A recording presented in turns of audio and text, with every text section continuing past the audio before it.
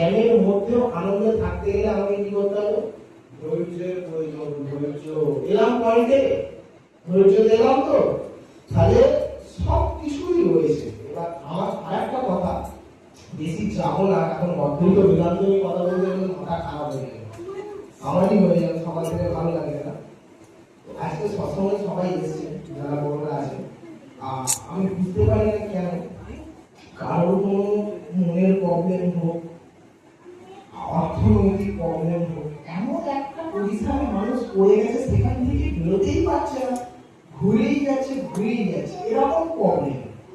আমাদের কাছে কেউ যদি সলিউশন চাইতে আসে, আমরা তাকে হয়তো সলিউশন দিতে পারি না, যদিও দিতে পারি সাহস করে বলতে পারি না। আমরা একটা কথা বলতে পারি, চলো দেওঘরে চলো, আচার্যদের সাথে কথা বলবে, সব ঠিক। কেন আচার্যদের সাথেই কেন কথা বলবো? আর আমি যেখানে বক্তব্য দিতে হচ্ছি, আমি কেন একা বক্তব্য দেব? আমার প্রশ্ন হচ্ছে এখানে এত জোর আছে, বক্তা নেই কেন? কেন কেউ কিছু বলতে পারে না? ঠাকুরকে রিপ্রেজেন্ট করতে গেলে সারা সারের কোনো প্রয়োজন নেই, শুধু নিজেকে আয়না হতে হবে, তার সামনে দাঁড়ালে তার ছবিটা নিজের মধ্যে ফুটে ওঠে, ব্যাস, আর কিছু না। আমি চাই সেরকম নারী বা পুরুষ যে ঘরে ঘরে শ্রী ঠাকুরকে রিপ্রেজেন্ট করবে। তার জন্য আমাকে যেতে হবে না দেববাড়ি, যেতে হবে না আচার্য দেবের কাছে, কোনো দিনই যেতে হবে না।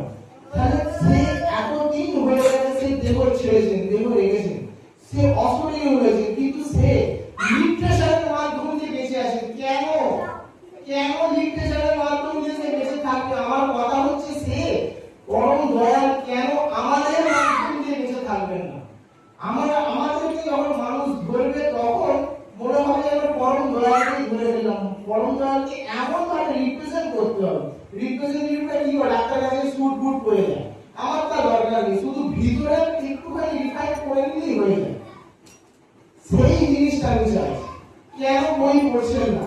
কেন? কোন সমস্যা? এমন কোন সমস্যা নেই, আন্তর্জাতিক বলুন, রাষ্ট্রীয় বলুন, পারিবারিক বলুন, এমনকি সব থেকে যেটা দরকারি জিনিস সেটা হচ্ছে